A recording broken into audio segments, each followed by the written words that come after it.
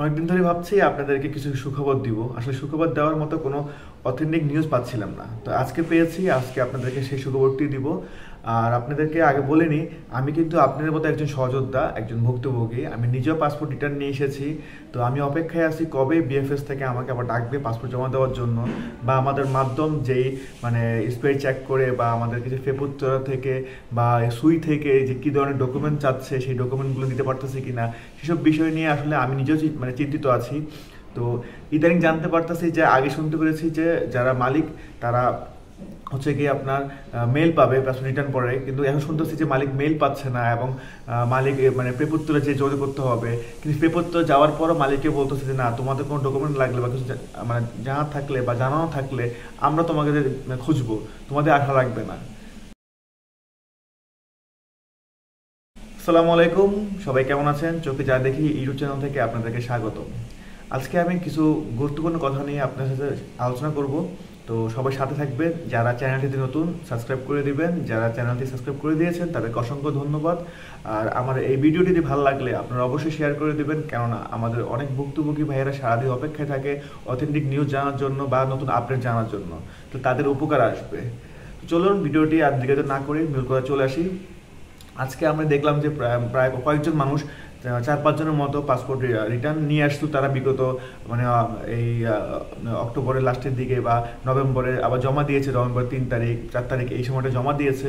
জমা দেওয়ার পরে তারা অনেক দিন ধরে অপেক্ষা ছিল কবে তাদেরকে ডাকবে। তো গতকালকে তারা অনেকে মেসেজ পেয়েছে, মানে গতকালকে হচ্ছে কি আপনার 24 নভেম্বর। তো 24 নভেম্বর অনেকেই মেসেজ পেয়েছে রেডি ফর কালেকশনে। তো আজকে কালেকশন করতে গিয়েছে এবং তারা আলহামদুলিল্লাহ ভিসা পেয়েছে। আমি সেটির মানে অডিও এবং ভিডিও আপনাদেরকে দেখাবো, আপনারা যথেষ্ট প্রমাণ পেয়ে যাবেন। আলহামদুলিল্লাহ, আমি ইটালির ভিসা পেয়েছি।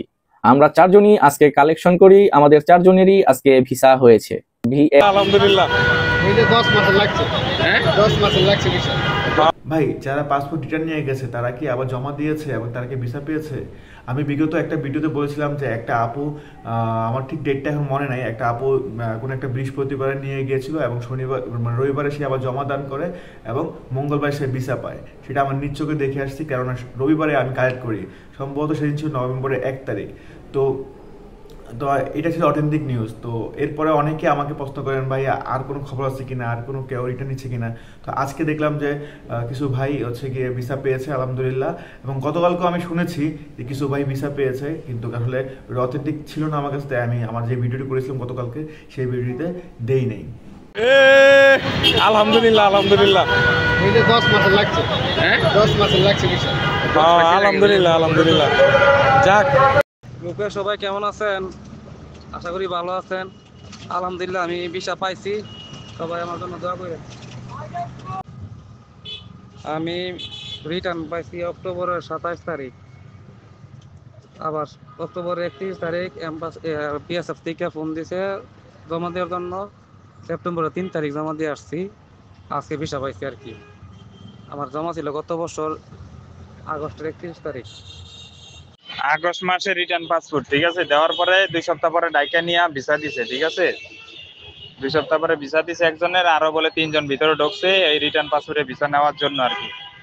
একজনের ভিসা হয়েছে, ওইটা দেখছি। রিটার্ন পাসপোর্টে ভিসা হয়েছে আগস্ট মাসের, ব্যাগ দিছে 15 দিন পরেই, 14 দিন না 15 দিন পরে ডাইকা নিছে পাসপোর্ট সহকারে। পরে আর 1 সপ্তাহ পর ভিসা দিছে।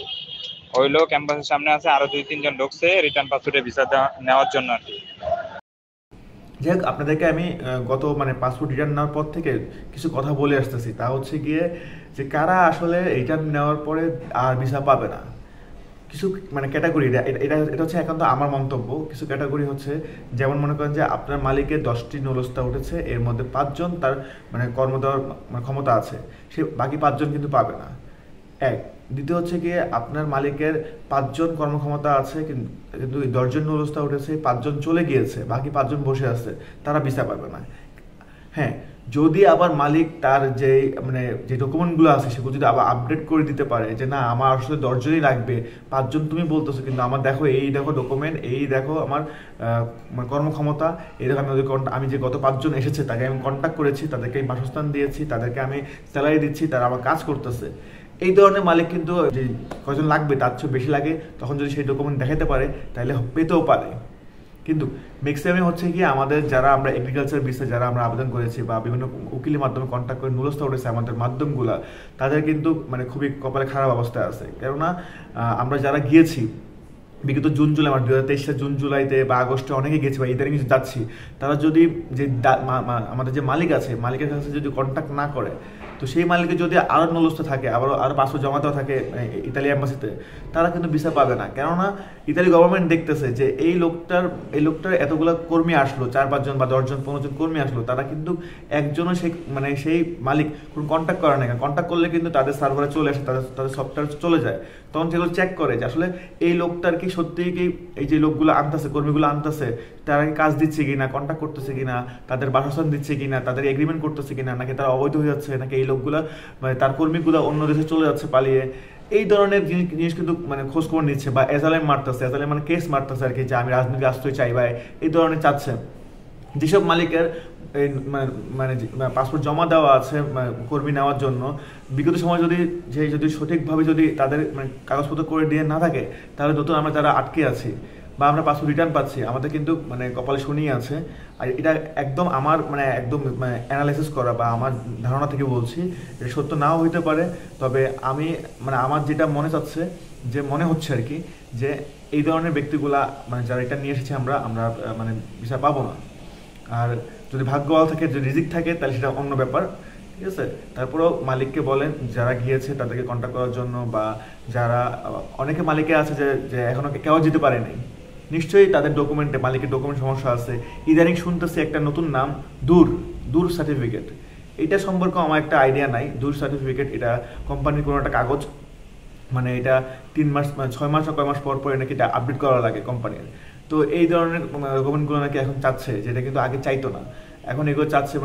এখন যে ইতালি সুই যে প্রভিন্সিয়াল ইমিগ্রেশন অফিস, তারা যে যাচাই বাছাই করতেছে এবং খুঁটিনাটি বিষয় তিল পরিমাণ জিনিসও কিন্তু ছাড় দিচ্ছে না। তারা কিন্তু এই যে আগে কিন্তু এগুলো চাইতো না, যেটা শুনতে পারছি আমি, এখন নাকি এগুলো চায়। তো অনেকে মালিক নাকি এগুলো ব্যবস্থা করে দিয়েছে। আমার পরিচিত 2 জন আছে, তাইজুল ভাই আছে, সুফিয়ান ভাই।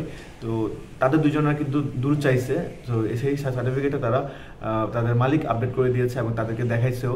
এবং আমি আপনার বিগত সময় বলেছিলাম যে আসলে স্পিড আইডিতে কিন্তু যদি কোনো ডকুমেন্ট চায়, সেখানে কিন্তু আপনার চেঞ্জ হয়, আপনার গ্রাফিক্স চেঞ্জ হয়। কারো দেখাচ্ছে উইন্ডো, জানালা দেখাচ্ছে, কারো দেখাচ্ছে গাছপালা।